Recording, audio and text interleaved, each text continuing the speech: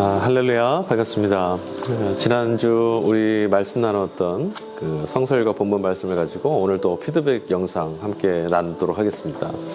한 주간 지난 설교 말씀을 기억하시면서 걸어가셨나 모르겠습니다. 지난주 설교 주제 제목 기억하세요? 예, 말씀이 또한 삶이 되었다. 우리 주연 2주 때 나눴던 말씀이요. 요한복음 말씀이었죠. 물을 포도주로 바꾸신 사건. 그 사건에 이어지는 설교였어요. 말씀, 물이 포도주가 되었던 것처럼 말씀이 우리 가운데 찾아와서 우리의 삶을 말씀의 삶으로 바꿔내실 것이다. 이것이 전체 설교의 지향이었습니다. 지난주 우리 본문 말씀을 좀 보죠. 일독서는 느헤미야 8장 1절부터 10절까지였고요. 응성은 시편 19편, 이독서 서신서는 고린도전서 12장 12절에서 31절 상반절, 삼독서는 누가복음 4장 14절에서 21절까지의 말씀이었습니다. 자, 먼저 이 각각의 말씀 안에 제가 여러분에게 드렸던 묵상 질문을 같이 좀 나눠보도록 하죠. 느헤미야 말씀에서는 제가 이 질문을 드렸습니다. 율법을 들을 때 이스라엘 백성들은 왜 울기 시작했을까요? 학사 에스라가 수무라 광장에 모여있던 이스라엘 백성들 앞에서 말씀, 율법을 읽었죠. 그 율법을 읽어주는데 백성들이 흐르게 울기 시작했어요. 도대체 왜 그랬을까? 여러분 기억하십니까? 말씀 설교 나눌 때 제가 말씀을 드렸는데요. 율법의 조문이라는 것은 뭐뭐 하라, 하지 마라 명령이잖아요. 금지의 명령과 이행에 대한 강제 명령. 이런 명령들은 우리에게 늘 숙제이고 부담이어서 우리를 억압하고 마음이 무거워지고 부담을 지우는 것들인데, 이스라엘 백성들은 이 말씀을 들으면서 감동하고 눈물 짓습니다. 이스라엘 백성들은 그동안 정말 치열한 깨지는 것 같은 인생의 걸음을 지내왔어요. 그때 하나님 말씀이 감추어져 있었잖아요.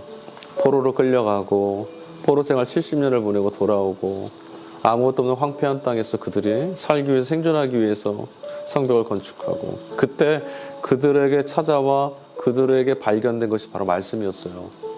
저는 지난주 말씀 설교 때 하나님의 말씀을 그들이 발견했다라고 하지 않고요, 하나님의 말씀이 그들을 마침내 찾아내셨다라고 표현을 했습니다.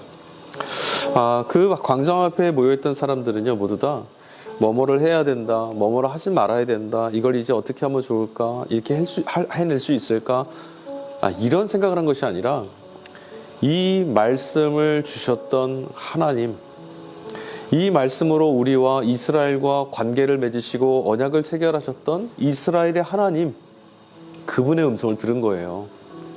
하나님 말씀은 그분의 음성이다라고 듣고 보니 하나님이 지금 여기 계시다는 거죠. 황폐한 땅에 돌아와서 어찌 살까를, 그 막연한 내일을 바라보며 절망하고 있던 그들의 곁에 하나님이 와 계시다는 것을 경험하니까 하나님의 더함 없는 은혜를 누리게 된 거죠. 제가 예전에 훈련소 들어갔을 때요, 그런 경험을 했어요. 정말 뭐 대학 시절에도 그랬었고요, 믿음이 그닥 좋은 사람은 아니었거든요. 모태신앙이었을 뿐이죠. 그러다 군대를 갔었고 훈련소 생활을 하는데요, 익숙하지 않은 낯설은 환경이지 않습니까? 정말 나이를 이제 제가 좀 가장 밀리고 밀려서 제 형님 뻘 돼갖고 갔었는데, 한 2주 정도를 종교 활동 없이 훈련만 정말 빼가 빠지게 했습니다. 그러다 3주차가 되고 나서 교회를 갔어요. 갑자기 다 연병장에 모이라고, 저녁에 모이라고 하더니 행군을 이제 시키고 각자 가지고 있는 종교별로 쓰라 그러더니 이제 종교 활동을 떠났어요. 교회에 들어갔는데요, 참 지금은 교회가 시설이 참 좋잖아요. 근데 군대 안에 있는, 그 훈련소 안에 있는 교회는 시설이 그렇게 좋지 않습니다. 네, 그 안에 정말 그 연주를 찬양을 막 부르고 있었고요, 행군에서 자리에 앉아 착석을 다 하고 앉아 있는데, 예배당에 들어가자마자 제 마음이 무너졌어요. 예배당 정면에 보이는 십자가가 정말 터무니없이 큰 십자가가 달려 있었는데, 그 십자가를 바라볼 때 뭉클했던 마음이 예배가 끝나는 순간까지 지워지질 않았어요. 그냥 고개 숙여서 계속 흐느끼면서 울었던 것 같아요. 그때 왜 그렇게 울었냐면요, 딱 이 마음이었어요. 정말 힘들었는데요, 정말 이러다 죽는 거 아닌가, 사고 나는 거 아닌가 싶은 그런 시간이었는데, 예배실에 들어가서, 예배당에 들어가서 찬양을 올리고 있는 그 예배당 안에 들어간 순간만으로 따뜻한 손길이 느껴진 것 같아요. 내가 여기 있다, 괜찮다, 너 안전하다. 바로 그런 것 아니었겠습니까? 하나님을 경험한 거죠. 두 번째 질문은 이것입니다. 율법을 듣고 있으니 눈물을 흘리거나 슬퍼하지 말라는 느헤미야의 외침. 자, 오늘 우리에게는 어떻게 들릴까요? 율법을 듣고 있으니, 다시 말씀드리자면 지난 설교의 표현대로 하면 하나님 말씀이 우리를 찾아내셨으니 이제는 울지 말라는 거예요.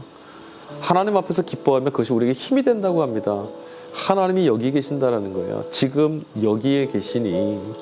여러분, 오늘 우리는 어떻습니까?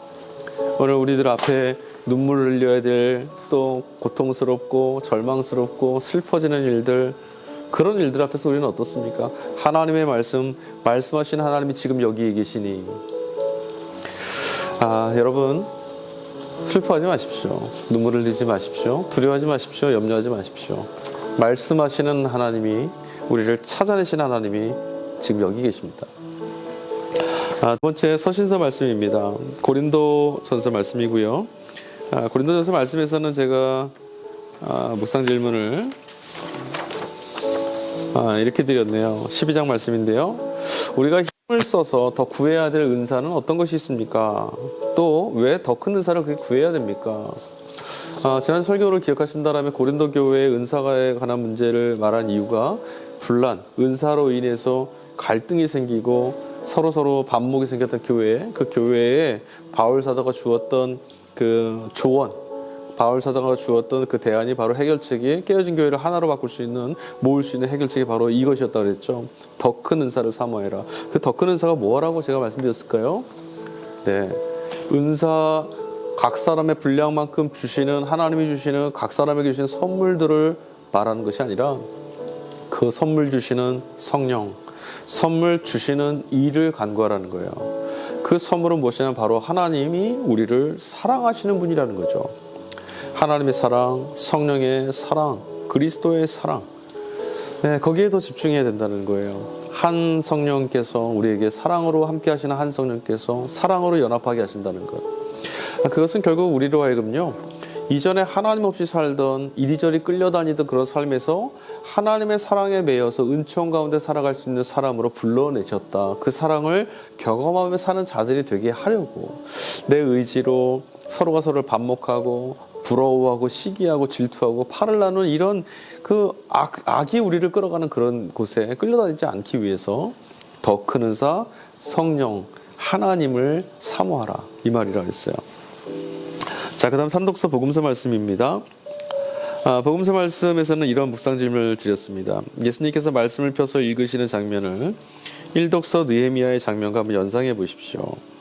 그리고 이사야 말씀을 다 읽으신 후 오늘 이 말씀이 이루어졌다라고 주님께서 하신 의미는 무엇인지 생각해 보십시오.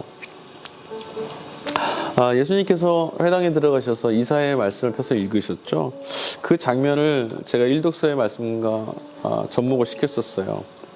학사 에스라의 손에 말씀이 들리워졌을 때, 그리고 요시야 왕이 율법의 말씀을 발견해서 그 말씀을 손에 들고 하나님 앞에서 통곡하고 있을 때, 그리고 오늘 예수 그리스도 손에 이사야의 말씀, 하나님의 말씀이 들리워졌을 때, 그것은 주변의 삶의 자리와 환경과 역경에서 구원으로 인도하시는 하나님의 역사가 드러나는 출발점 아니었겠어요?